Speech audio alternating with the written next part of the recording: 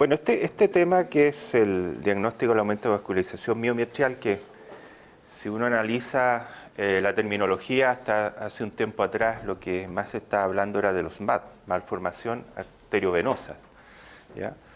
Pero con el pasar de las publicaciones se ha ido cambiando un poco el concepto, porque el hablar de malformación arteriovenosa crea un concepto quizás que es mucho más severo, y como vamos a ir viendo durante la presentación, no todas estas alteraciones tienen una severidad muy alta en cuanto al shunt arteriovenoso que se va a provocar.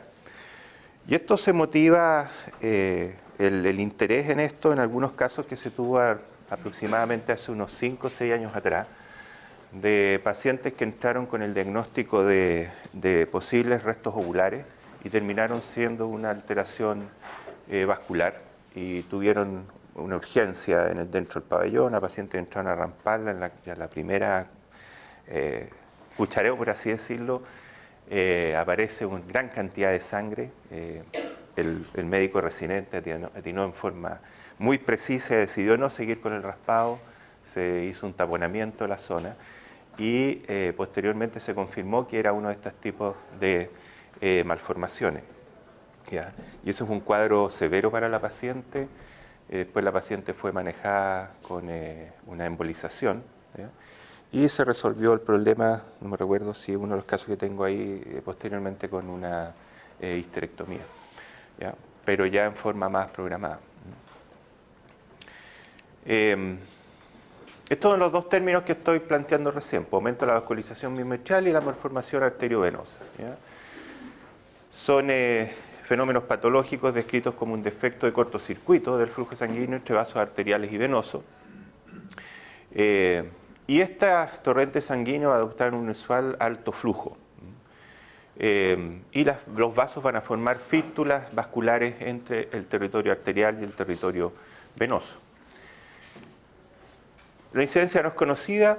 Este trabajo del año 2006, este trabajo en que ellos plantean que de las ecografías realizadas, que en esta cantidad de ecografías realizadas, habrían encontrado una incidencia de algún tipo de que ellos llamaban malformación arteriovenosa en un 4,5% de estas pacientes. Pero la incidencia sigue siendo desconocida. Estos son algunos datos aislados que han aparecido. Y se han descrito estas alteraciones desde pacientes tan jóvenes como 18 años hasta las pacientes de mayor edad, 71 años. Es un hecho que ya está descrito en el año 1926 y era conocido con este nombre: aneurisma circoide del útero, era el término utilizado. Y se ha visto que este tipo de alteraciones, como les da en el ejemplo anterior, pueden incluso llegar a comprometer la vida de la paciente por cuadros hemorrágicos severos. Y esto está básicamente por paredes delgadas de los vasos que son anormales, que se van a romper ya sea en forma natural por una menstruación, o podrían hacerlo en forma artificial con algún procedimiento de tipo instrumental, ¿verdad? Así que por lo tanto, cuando uno está ante esto, ya partí con el concepto diciendo que tratar de evitar la situación de ir a un raspado, ¿verdad? ¿Cómo lo podría definir, por lo tanto? Que sería el desarrollo normal de la comunicación entre las ramas de las arterias uterinas y los plexos venosos en el miometrio. Una situación simple como esa, en un concepto bien acotado. Ahora, el aumento de la vascularización miometrial o las malformaciones arteriovenosas pueden ser de origen congénito o pueden ser de origen adquirido. La congénita es un defecto en la diferenciación vascular en el desarrollo del embrión, que se produce una detención prematura en el desarrollo de los plexos capilares con anomalías de las conexiones arterias y venas. Esto, cuando se produce esto, los tejidos alrededor empiezan a desarrollarse alrededor de esta red vascular alterada, y a medida que va creciendo, avanzando el embarazo y va creciendo el feto, esto va quedando como restringido a esa zona con la alteración en su interior. Y lo otro es que pudieran ser adquiridas luego de algún daño del tejido uterino, que pueden ser traumáticas por raspados diagnósticos o terapéuticas, por abortos espontáneos, por las cesáreas, por miomectomía. E incluso puede estar asociado a carcinomas endometriales del cuello, a enfermedad trofoblástica gestacional, e incluso a infecciones uterinas se ha visto relacionado. De las adquiridas, bueno, es lógico pensar que la arteria y vena van a presentar una dilatación que no es la habitual, con una red capilar que es fina, que va a ser de diferentes tamaños y proporciones. Van a tener las características, por supuesto, de arterias y venas, va a haber un engrosamiento que va a ser fibroso, con algo de elastina, y esto va a ser como resultado de la alta presión provocada por estas arterias ya dilatadas. Y acá aparece la explicación de por qué se podría producir esto, más que nada explicado en relación a lo que es, en relación a los restos ovularios, a las alteraciones de inserción de la placenta. Una de las teorías sería que las vellosidades remanentes muestran una vascularidad variable y aumento de fibrosis como consecuencia a los vasos de los restos ovulares. Por otro lado, otra posibilidad sería por las propiedades erosivas del tejido sinciso trofolácteo y las vellosidades coriónicas durante la placentogénesis. La adhesiva induciría estas conexiones anormales. Y un estado intermedio en la involución del lecho placentario con falla en la obliteración de los vasos en ausencia de restos ovulares. Eso es explicado para aquello lo que uno llama aumento de vascularización miometrial o malformación arteriovenosa, que son puras, ¿ya? Pero que podría estar desencadenado por este estímulo del lecho placentario. La gran mayoría son asintomáticas, ¿ya? Especialmente la paciente en el puerperio, ¿ya? Y estas desaparecen espontáneamente en la gran mayoría de los casos. ¿Cuáles pueden ser las consecuencias de la alteración de un aumento de la vascularización miometrial o una malformación arteriovenosa? Hemorragia por menstruación o luego del raspado, como he dicho antes. Puede darse otros síntomas como dolor abdominal bajo, dispareunia, anemia severa. Y en casos severos puede haber un shunt que puede causar tanto repercusión y descompensación cardiovascular de los pacientes. ¿Cuál es el cuadro clínico? Van a demotar con menorragia o menometrorragia. Estos pueden aparecer en forma lenta o precipitadamente, con una hemorragia muy severa en la primera oportunidad. Y si se hace un raspado pensando que hay, tanto desde el punto de vista terapéutico, o desde el punto de vista de estudio, o desde el punto de vista de pensar que hay unos restos ovulares ahí y se va a hacer el raspado, puede dar sangrado entonces severo con compromiso de la vida si es que no existe un diagnóstico previo en cuanto a la sospecha de esta alteración.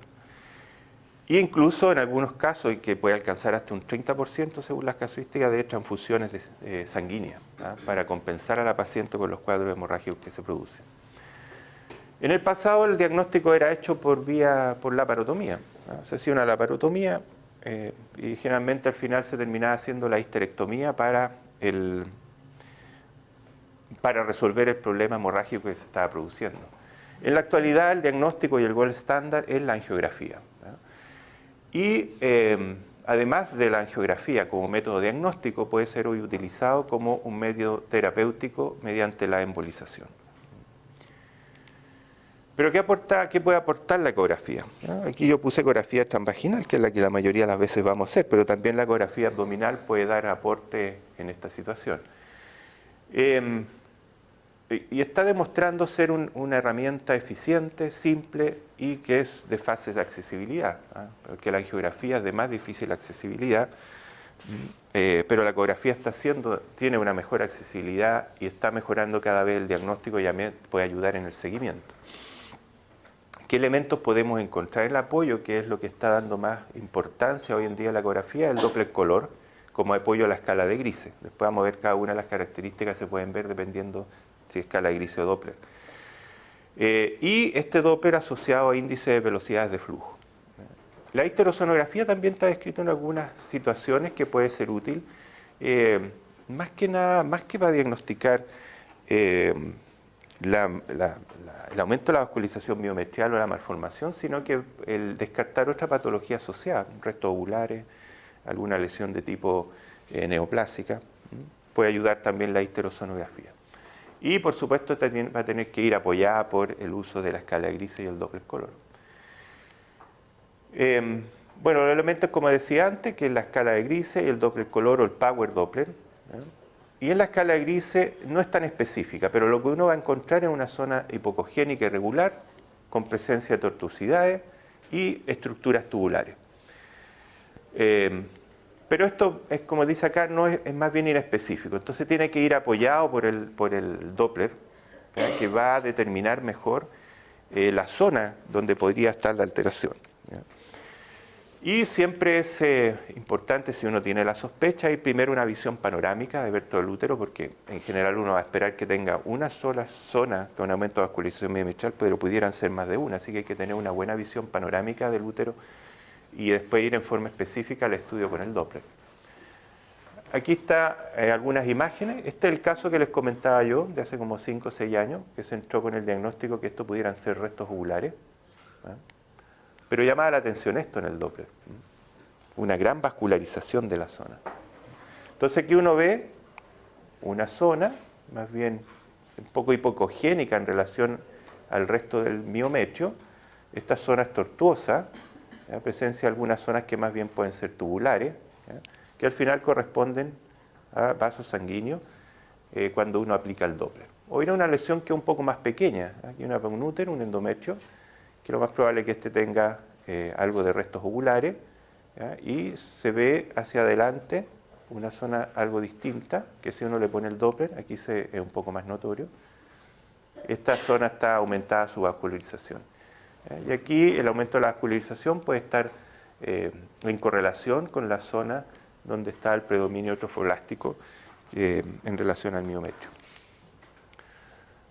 Acá hay otro ejemplo, cala grise, una zona irregular con tortuosidades, que uno le pone el Doppler, gran aumento de la vascularización. Aquí uno lo puede comparar con la vascularización del resto del útero y uno se puede fijar la diferencia que existe, ¿ya? Acá otro ejemplo, lo mismo, aquí una zona irregular, hay como interrupción de la base del endometrio, ¿ya? Y aquí una alteración, uno va al Doppler y aparece este aumento de vascularización. De hecho aquí ni siquiera se pesquisa vascularización en el resto del útero.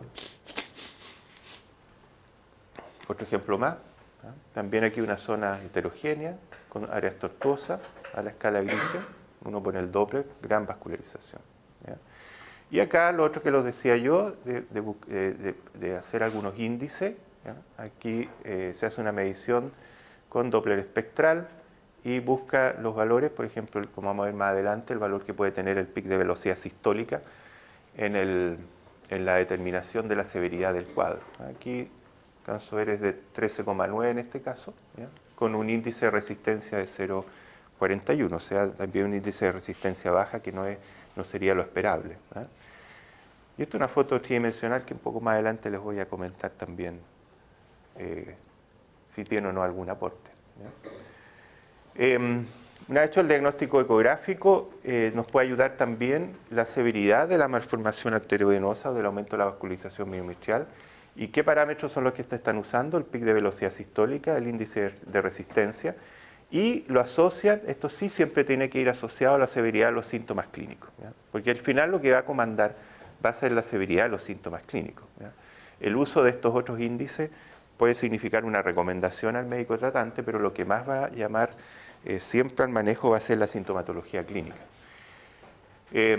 Y por esto uno selecciona el riesgo que tiene la paciente y puede seleccionar el tratamiento apropiado, ¿no? Por ejemplo, acá hay otras determinaciones de los valores de pic de velocidad sistólica, este de 37,5, este de 70,8, siendo el valor normal más aceptado, en general, menor a 20 centímetros por segundo, ¿ya? Ahora, la discusión también se da, ¿qué pasa con los restos oculares? ¿Ya? Entonces ahí yo tomé 2 publicaciones acá. Esta de acá, que es de Timor Trich, que salió el año 2016, que tiene una casuística más o menos importante de pacientes que lo siguieron haciéndole diferentes parámetros. Y él dice que para un aumento de la vascularización miometrial, el tipo vascular característico, un pic de velocidad sistólica alta, establecería el diagnóstico, con o sin evidencia de restos oculares, a la escala grise con apoyo del Doppler y determinando además el grosor endometrial. Y ellos también hablan de que los restos van a tener características para diferenciarlo solo de una malformación, de un aumento de la vascularización miometrial, que van a ser hiperecogénicos, y el grosor endometrial ellos plantean que debería ser mayor a 8 a 10 milímetros, eso también discutible, otros utilizan el punto de corte de 15 milímetros, y que él plantea que los vasos no cruzan no cruzan, o sea, puede tener algo de vascularización, pero no cruzan los restos ovulares, para hacer la diferenciación desde el punto de vista ecográfico. Por otro lado está esta autora, Ana Camaya, que hace una publicación en el 2009 y después publica nuevamente como una revisión del tema el 2013.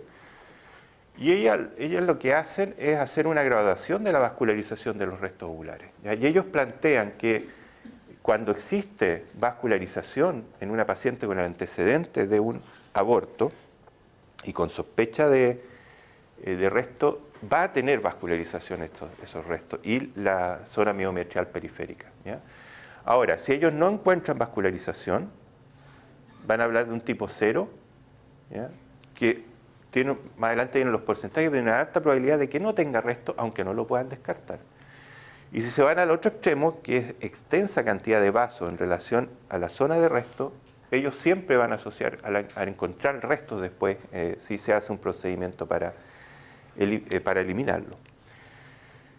Esto es tomado de esta publicación del año 2008, que desde el punto de vista ecográfico, ¿qué porcentaje tuvieron ellos, este grupo, de sospecha alta de tener restos ovulares después de una pérdida de un embarazo? Y los clasifican en trimestre. Primer trimestre, 17,8%, tenían sospecha alta de restos ovulares.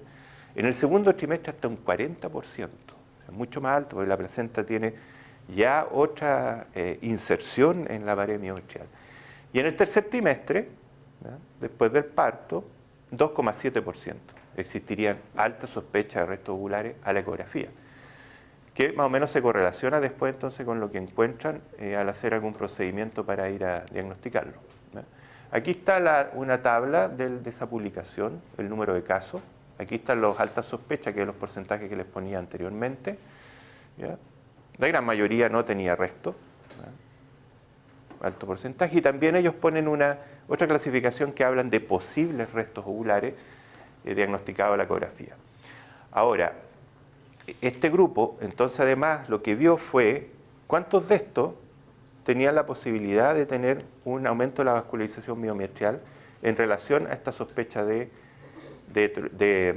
restos trofolásticos, ¿ya?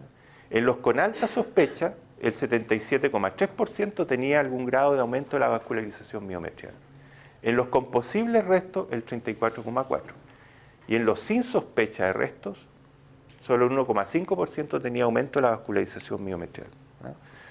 O sea, para el grupo de Camaya más para el grupo de Van den Bosch, que es el que publica, pero es del grupo de Timmerman, ellos plantean que la presencia de aumento de la vascularización miometrial estaría asociado, cuando hay antecedentes de un embarazo, de que podrían estar asociados al resto.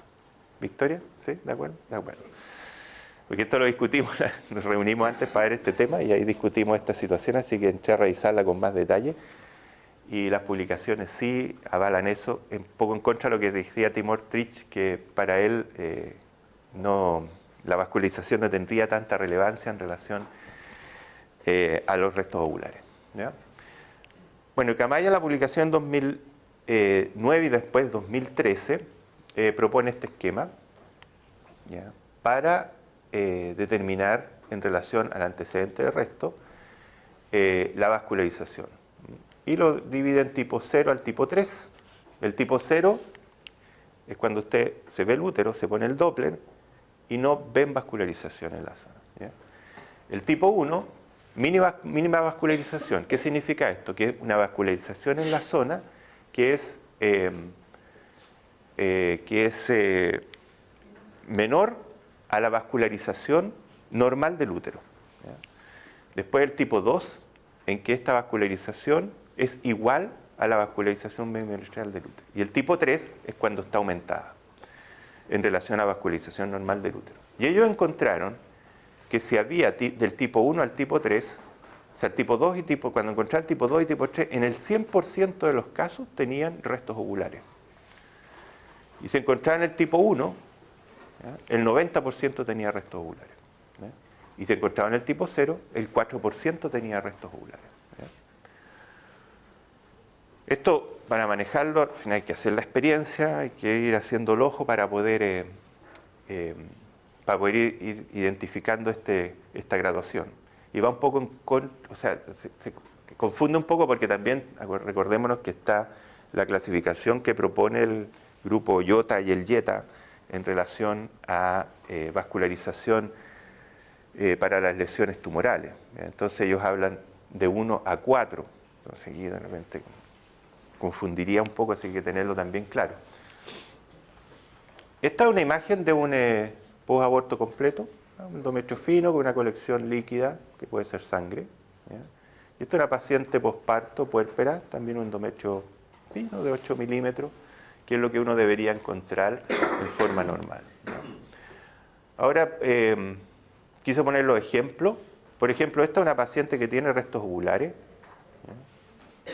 Claramente, con esta zona, esta imagen como de masa hiperrefringente, pero no tiene vascularización en ninguna de sus zonas. Esta vascularización es la vascularización normal del útero. O sea, ese paciente, lo que decían ellos, no pueden descartar que no tenga restos ovulares, porque claramente aquí hay restos y no hay vascularización. Después el tipo 1, unos escasos restos ahí pegados un poquito a la pared, ¿no? Con escasa vascularización. El tipo 2, ¿no? Ya se ve que es más o menos similar al resto de la pared, aquí en esta zona heterogénea. Y el tipo 3, aquí hay dos ejemplos, claramente está aumentada la vascularización en relación al miometrio. ¿Ya? Después hay otra forma de, esto un poco para complicar más, del tipo de morfología que uno puede encontrar si tenemos la sospecha de un aumento de la vascularización miometrial. Y este grupo, Van den Bosch, de nuevo también, él plantea que podrían existir dos tipos de morfología, que es las que se pueden encontrar como aumento de la vascularización miometrial con o sin restos ovulares. Y ellos hablan de una tipo 1, que sería más bien de aspecto polipoidea, lo nombran, o el tipo 2, que ya sería una gran zona de compromiso de este aumento de la vascularización.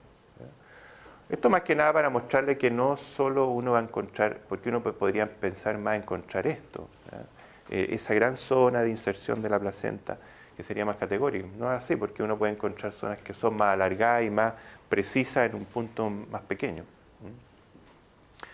Y aquí hay algunos ejemplos. Bueno, aquí las fotos que están apareciendo son de las que tenemos del banco de imágenes. Aquí tenemos una más bien de tipo polipoidea y una extensa. Esta es tomada con el equipo de acá, del Mitray, que tenemos aquí en nuestra unidad.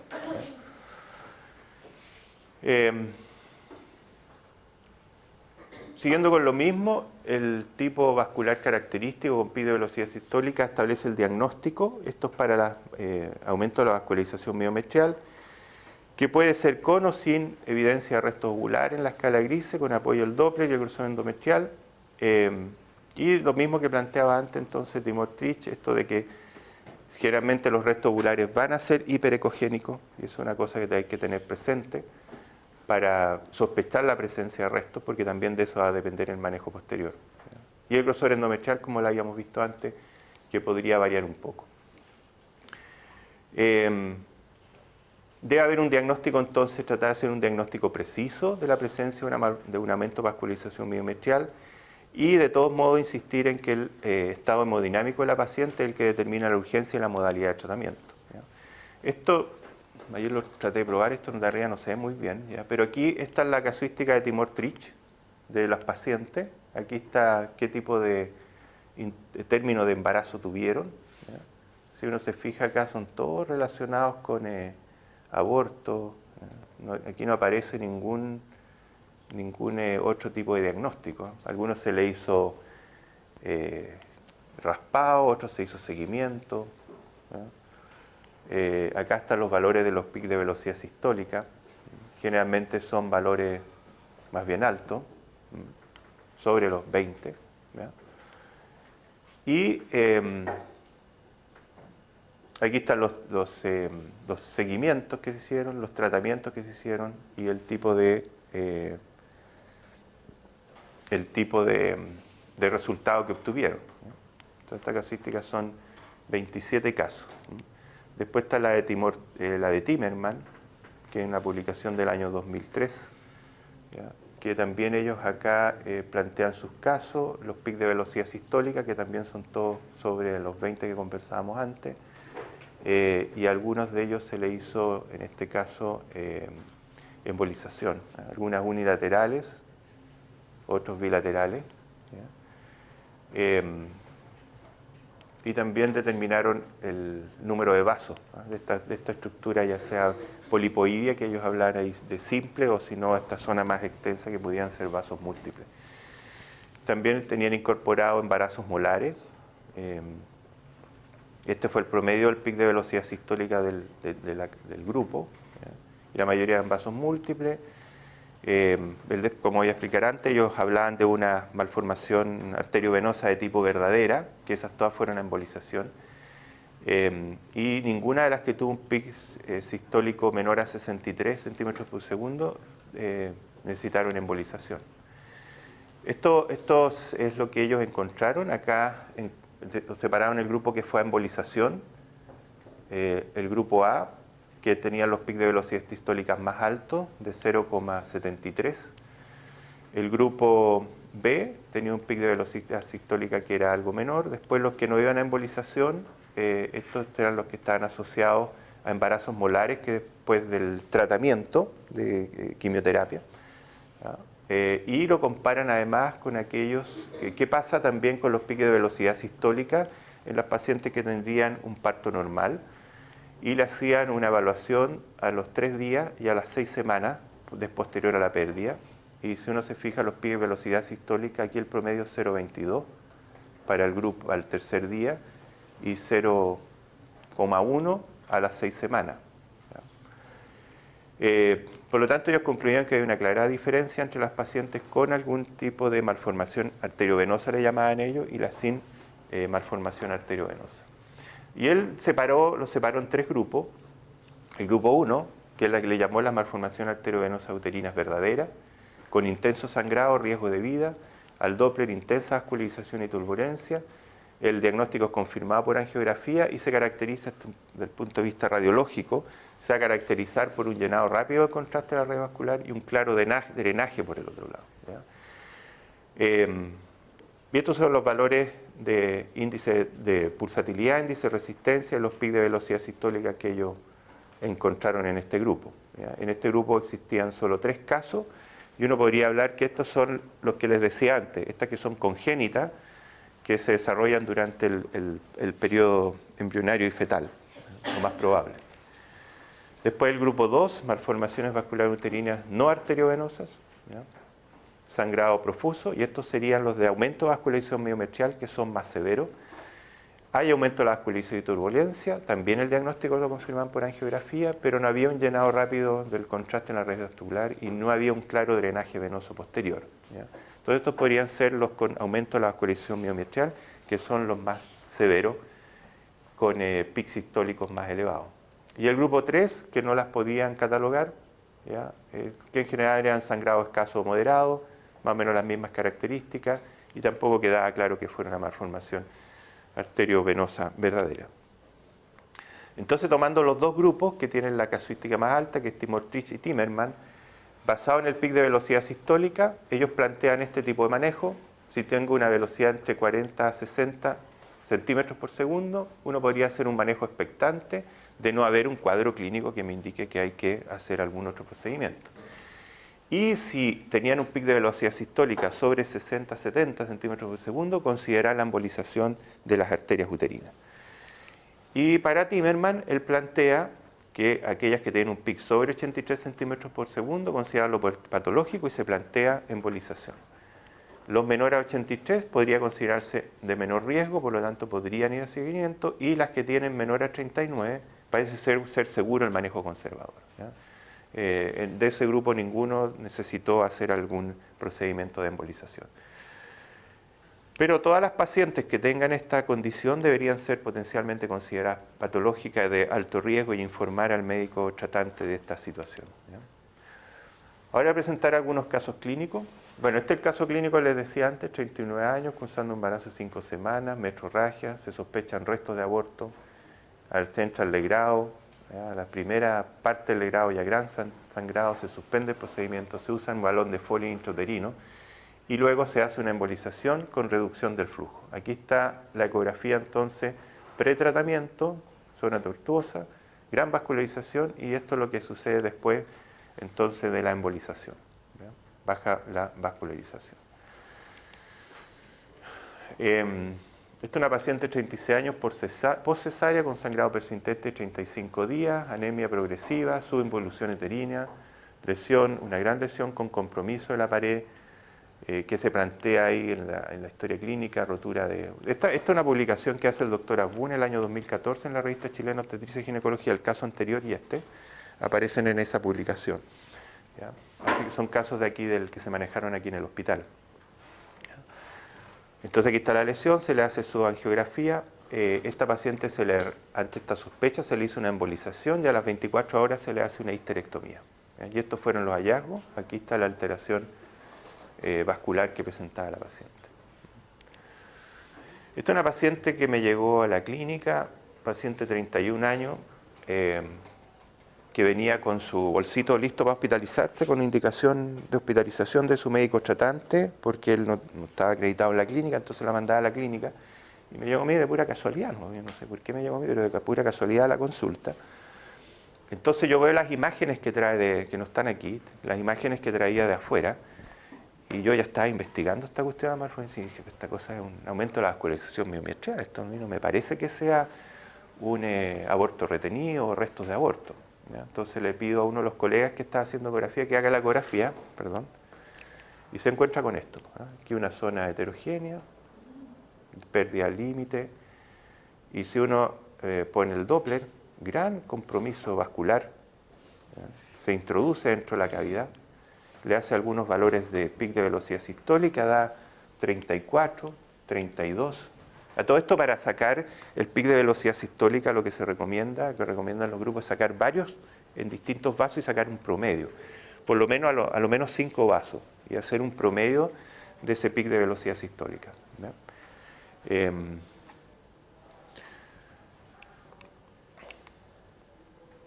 Entonces con esto hicimos el diagnóstico de un aumento de la vascularización miometrial. Aparentemente lo que había de resto eran bastante pocos, se decidió un manejo conservador. ¿Ya? Y esto es lo que pasó después. Esta paciente se manejó con ácido tranexánico. Esta es la ecografía que se realiza 2 meses después. Las siguientes reglas llegaron ya menos abundantes. Y la ecografía en 2D, el Doppler, había disminuido bastante la vascularización.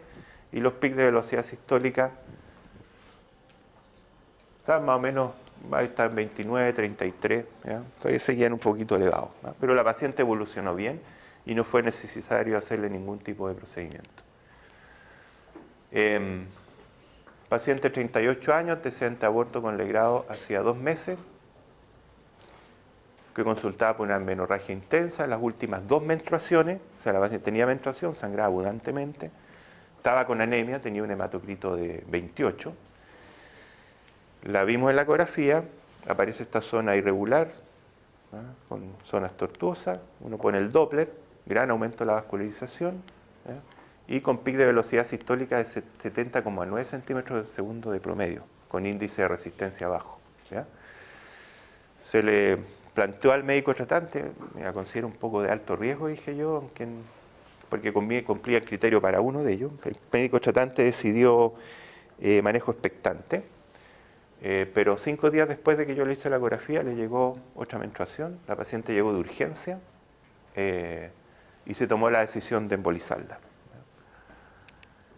Con un gran cuadro hemorrágico. Y esto es lo que se vio después, como, no recuerdo si esto es como 10 días después de la embolización, había disminuido la zona heterogénea, al Doppler, la zona que estaba antes acá, de vascularización, ahora ya no estaba. Y se aparecía esta zona de hiperrefringencia, que debe haber sido donde llegaron los microémbolos de la embolización, ¿ya? Así que esta paciente evolucionó bien, ¿ya? No me acuerdo, parece que ahí está la decisión de hacerle una histerectomía después, porque parece que la paciente lo quería más que el tratante, pero no sé en qué terminó, no sé si se hizo o no y la histerectomía. Y esto más que nada para mostrarle que también uno puede ver aumento de la vascularización miometral como salía antes en las molas, gran aumento de la vascularización. Así que, bueno, aquí uno de los conceptos de la mola que es aspirarla y no rasparla. Y esto es lo que pasa, esto es un embarazo segundo trimestre en la cicatriz de una cesárea. Que la paciente tuvo el aborto, le hicieron un raspado en su hospital de origen, pero llegó acá porque seguía con molestia, sangrado, y esto fue lo que encontramos. O sea, aquí está gran parte del tejido placentario todavía en la zona de la cicatriz de la cesárea. Esta paciente se manejó con seguimiento, metotrexato, posteriormente terminó en una histerectomía, pero también aquí es importante la aplicación del Doppler. Y esto es lo que le decía antes de la ecografía tridimensional. Esta es una foto del mes que salió en una publicación del año 2011, aparece como foto del mes. Pero uno también puede hacer, estos son de casos de nosotros, que también uno puede hacer la ecografía tridimensional, que todavía está en estudio el ver si, en investigación, el ver si puede tener algún aporte en la toma de decisiones de este aumento de la vascularización miometrial. Entonces, como propuesta final, lo que uno tendría que buscar en este caso es que aquellas pacientes que tengan restos oculares y que necesiten un proceso de intervención, y estamos frente a un aumento de la vascularización miometrial, el planteamiento sería hacer, no raspado, sino que hacer una aspiración como manejo. Ahora, si el cuadro es más severo, siempre tener presente la posibilidad que se pueda hacer una embolización. Aquí hay un caso del doctor Carvajal, de Rodrigo, no sé en qué terminó el de una cicatriz de la cesárea que tenía, ¿sabe o no? Que usaron metotrexato, que tenía un embarazo en la cicatriz de la cesárea. Una vuelta a evaluar, tuvo su embolización con el Ya. equipo de radiología intervencional. Ya. El equipo de radiología intervencional me parecía que era como una vascularización como de tumor. De tumor. Sí. Ah, ya. Entonces, de hecho, plantearon que por qué no la biopsiaron, que por qué no la biopsiaron después, parece así. Pero tenía con todo el antecedente del... Sí. Ya, bueno. Bueno, está la discusión con los radiólogos intervencionistas, pues muchos de ellos ven esto y dicen, no, esta paciente no tiene una malformación, entonces no es necesario embolizarla, o sea, no hemos enfrentado esa situación. Y se posterga un poco el cuadro y que se espera que llegue la paciente de nuevo sangrando de urgencia y hay que hacer la embolización de urgencia. ¿Ya? Entonces, el aumento de la vascularización miometrial o malformación arteriovenosa no tiene una incidencia conocida, pero en la práctica diaria cada vez son más sospechadas y diagnosticadas. Pueden ser causas de sangrado severo con compromiso hemodinámico que puede comprometer la vida de la paciente. Y hoy en día, analizando esta situación con las casuísticas que hay, que no son muy altas, uno puede plantear si el manejo conservador en varias de ellas. La ecografía tiene un rol importante en el diagnóstico, tanto la escala de grises, pero más aún para el Doppler, aunque el gold standard sigue siendo la angiografía. Y la determinación del pic de velocidad sistólica puede ayudar en identificar este aumento de la vascularización miometrial. Y toda paciente con factor de riesgo y que consulta por un cuadro de hemorragia debe ser evaluada, si tiene el antecedente, debería ser evaluada con un estudio Doppler o Power Doppler. Muchas gracias. Los que estamos al otro lado, cuando llegue el informe ecográfico, eso, clínicamente, ¿qué es lo que tú crees que nosotros como médicos, si yo tengo una paciente que abortó y tiene sospechas de resto, yo le voy a mandar a hacer una ecografía con ustedes? ¿Qué es lo que yo voy a esperar de tu informe y qué yo debería tomar como conducta con eso que tú me vas a dar informe? Como va aterrizándolo un poquito más y pensando qué es lo que vamos a empezar a esperar ahora, porque cada vez nos dan más cosas tú en la ecografía, entonces... O sea, primero hay que pensar que la gran mayoría de las pacientes que tuvieron un aborto van a ser asintomáticas, no van a presentar esta alteración. Por ahí había un estudio, se sacaba el cálculo, aproximadamente un 2,5% de las pacientes al final podrían presentar alguna alteración y esa uno podría pesquisarlas en la ecografía. O sea, hay que considerar, una de las cosas que hay que considerar es si hay o no restos oculares después de mi revisión. Porque eso puede llevar a tomar una conducta de tener que hacer un procedimiento quirúrgico de ir a sacar esos restos oculares, tanto por riesgo de sangrado como riesgo infeccioso. ¿Ya? Entonces lo que habría que considerar, y habría que hacerle un estudio si tenemos la sospecha porque nosotros en la ecografía 2D lo que vamos a hacer esta visión panorámica, tenemos el antecedente de una paciente que tuvo una pérdida, y seguro que está sangrando, porque si no, no me la va a mandar. ¿Ya? Entonces vamos a tener que hacer esta visión panorámica, que es lo que hacemos, visión panorámica del útero, y vemos si hay alguna zona que nos llame la atención en relación a este aumento de la vascularización. Y ahí deberíamos aplicarle el Doppler, ¿ya? Éticamente, porque nos enfrentamos a la situación. ¿Nos pidieron Doppler o no nos pidieron Doppler? ¿Ya? Deberíamos aplicarle el Doppler y hacer pic de velocidad sistólica. ¿Ya? Y aplicar estos criterios de severidad del pic de velocidad sistólica, que es lo que más se está planteando como ayuda de la ecografía, porque el otro te hace el diagnóstico, pero no te da porque tú tienes el diagnóstico y la severidad te la da la clínica. En cambio, el pic de velocidad sistólica, que deberíamos hacerlo, por lo tanto, les podría ayudar a usted a tomar la decisión. Pero todo lo que pasa, insisto, es lo mismo, lo que va a comandar va a ser el cuadro clínico, independiente que tengas pic de velocidad sistólica.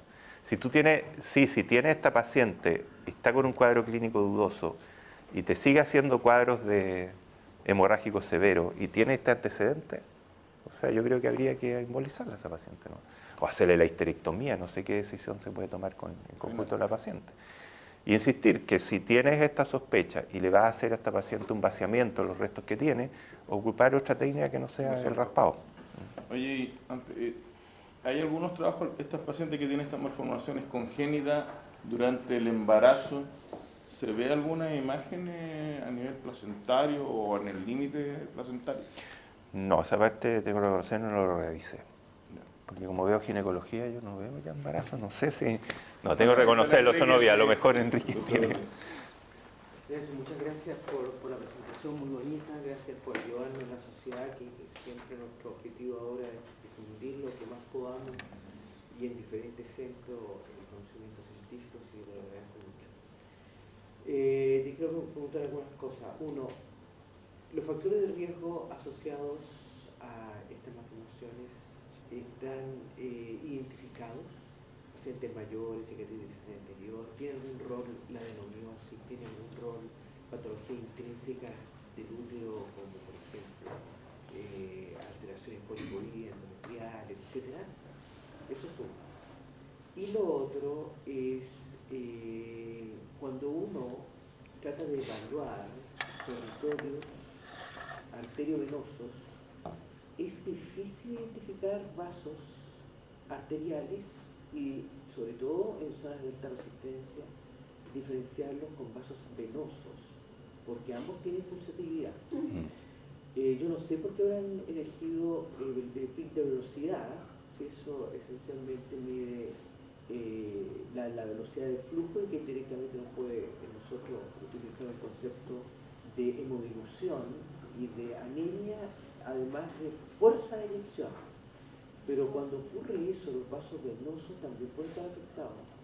Y como en estas imágenes son como heterogéneas, yo voy a tener que poner el caliper en diferentes partes, modo de identificar qué vasos tengo que medir. Voy a partir por la segunda pregunta.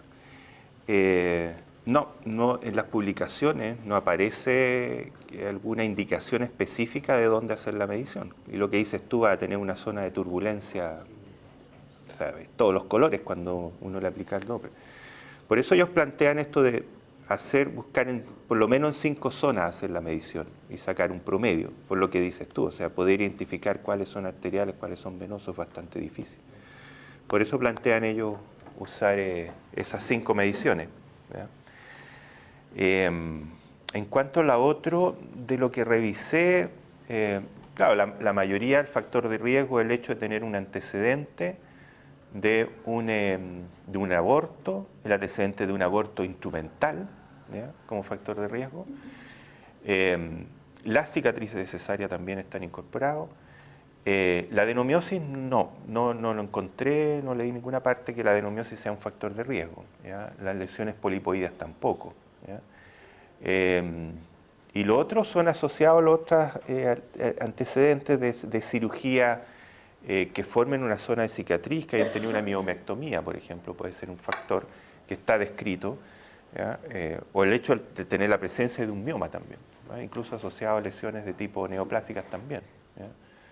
Pero no hay más factores que eso, porque la mayoría al final están asociadas más bien al embarazo. La edad no. No, la edad no. Los promedios en general de nuevo eran pacientes jóvenes, porque la mayoría iban a ser embarazadas. Entonces los promedios eran, había un grupo que tenía un promedio de 29, ¿ya? Había otro grupo que tenía un promedio de 34. Entonces eran más bien todas ¿Y la edades. fertilización asistida tampoco? No lo leí entre lo que podría, de lo que parecía. Sí, bueno, me adhiero a las felicitaciones porque obviamente el doctor Burgos cada vez está contribuyendo de forma importante a nuestra práctica clínica, pero yo quisiera, no sé, a mí me gustaría aclarar una cosa. No sé si en todo este tema hay algún sentido de separar lo que son las verdaderas, llamémoslas malformaciones, que ya no las llaman malformaciones, pero este aumento, la vascularización, ¿no es cierto?, comparadas con las que tienen que ver con el aborto o con el embarazo. Porque los restos ovulares y todo lo que significa haber habido un embarazo, obviamente producen cambios en la vascularización del endometrio, del miometrio, y no sé si se pueden considerar verdaderamente un aumento en la vascularización. Y hay otros que son digamos, son originalmente así, sin la presencia de embarazo. Entonces yo creo que es importante separar una de otra porque el manejo me da la impresión de que es diferente. O sea, cuando está relacionada con restos ovulares, el manejo va a ser de acuerdo al cuadro clínico, a la presencia de sangrado, de no sangrado, la cantidad de restos, etc. Y cuando no hay asociado un embarazo, el manejo va a tener otro enfoque para la radiología intervencional o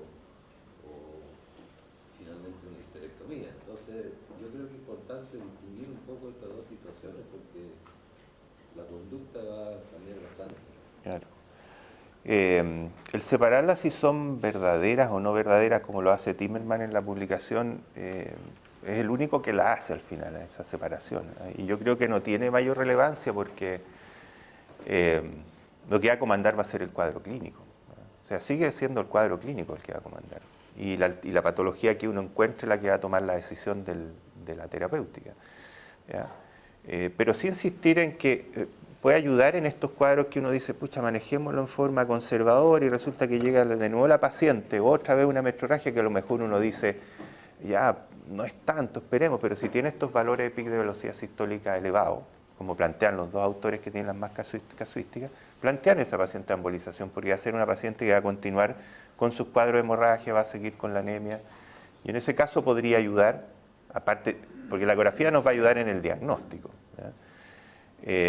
nos va a ayudar en el manejo. Pero yo pienso igual que tú, no creo que tenga mucho sentido en separarla en verdaderas o no verdaderas, porque al final va a depender del manejo clínico. Pero justamente a eso encaminó un poco la pregunta, porque hay casos, y recordemos el caso que nos tocó hace poco. Sí, hace poco, claro. Ya se me olvidó de nombrarlo, tenía que nombrarlo. El Bueno. diagnóstico era súper Sí, importante claro. para determinar la conducta, porque la paciente iba camino a radios para hacerle una embolización y finalmente eran restos ovulares organizados, ¿no es cierto? No había una malformación o un aumento de la vascularización miometrial y la conducta fue retirarle los restos. Claro. De hecho, a esa paciente se le repitió la ecografía, no sé si al día siguiente o días después, y la vascularización había bajado. ¿Sí? O sea, la causa eran los restos ovulares, ¿no? Claro. Y ahí estuvo el ojo del clínico al final en el manejo de ese caso. Claro. Doctor Miranda.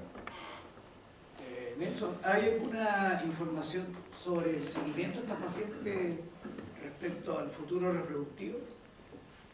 porque si la mayoría de estas pacientes van a ir a embolización, ¿se ha hecho algún seguimiento de esta casuística? Si esta paciente se vuelve a embarazar después de nuevo, ¿qué No. pasó con su No. vida reproductiva? Por Sí. ejemplo? Buena pregunta, pero no, dentro de los que revisé, los trabajos que revisé, y ellos tampoco tienen un informe de qué pasó con las pacientes después. No, no lo tengo. Pues buena pregunta, porque sí. ¿Altera la embolización? Sí, claro. Claro, sí. Todo lo que es embolización uterina altera la vascularización posterior y dificulta todos los fenómenos de implantación natural de los ovocitos. Y hay que recordar que la embolización generalmente se hace a la arteria uterina, o sea, al inicio de la vascularización del útero, entonces una alta afectación.